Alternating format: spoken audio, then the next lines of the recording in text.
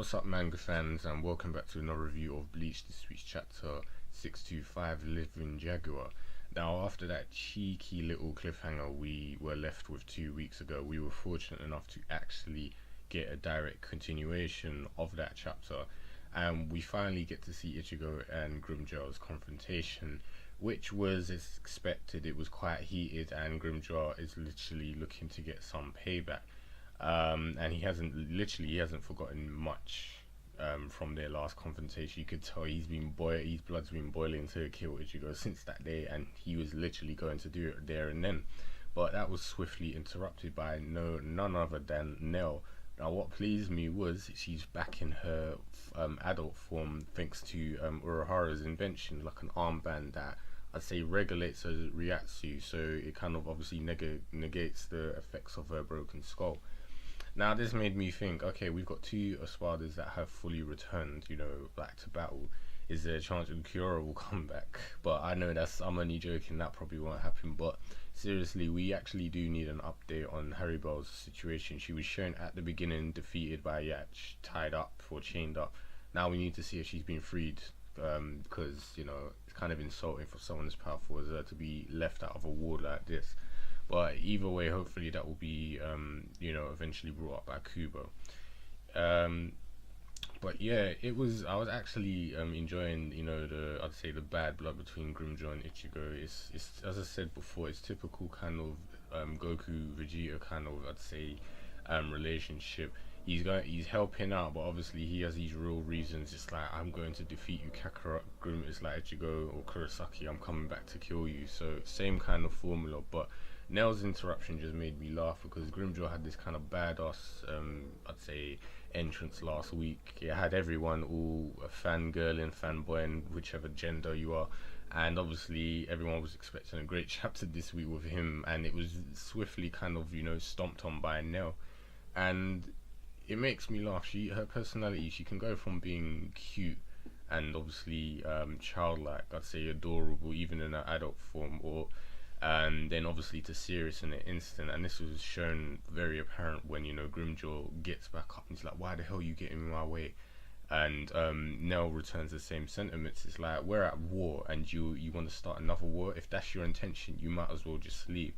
And then obviously things start getting a bit more heated where Grimjaw's ready to challenge her now, despite obviously the obvious difference in rank. And Nell's pretty much not phased, saying, you really want to challenge me? I'm much higher than you in rank.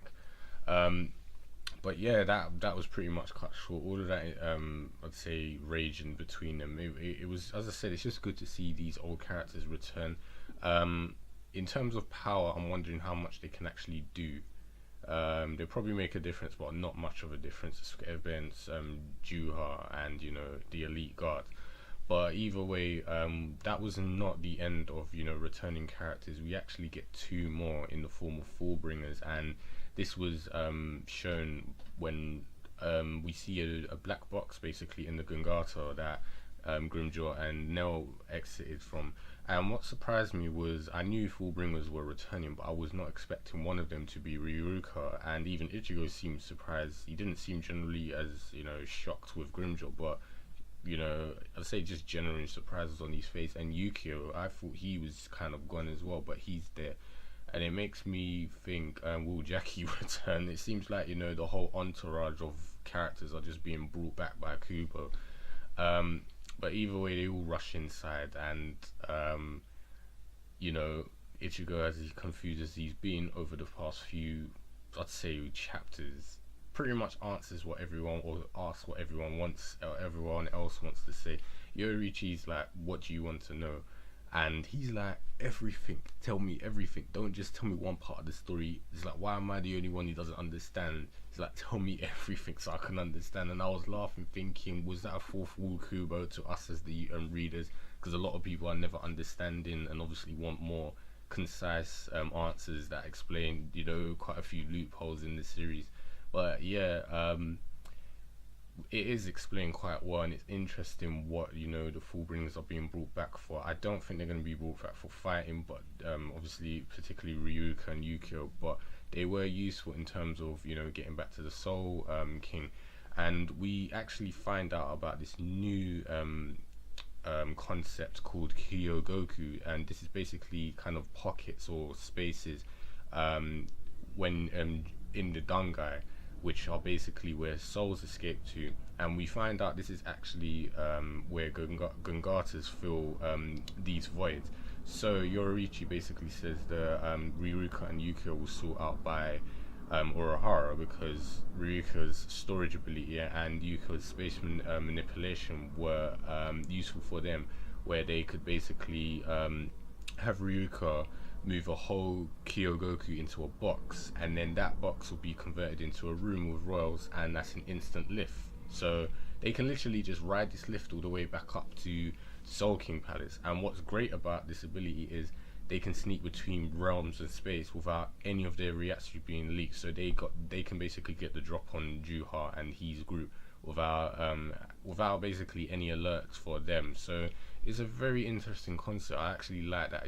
This seems more, I'd say, legit and believable than the Mimi Huggy Summer thing, because that was kind of an arse pull, I have to admit. But this feels like, yes, this has been planned out. The fact that Urahara has planned it out as well makes me smile, because I'm thinking, the man with the plan, as always, is thinking so far, like literally out of the box, you might as well say, into space and dimensions, and coming up with amazing plans like this. So yeah, they basically got an instant lift back to the Soul King Palace, and Yororichi basically confirms that Ichigo can get his revenge, and he's got his resolve, or he's always had his resolve lately, but determined to get his revenge back.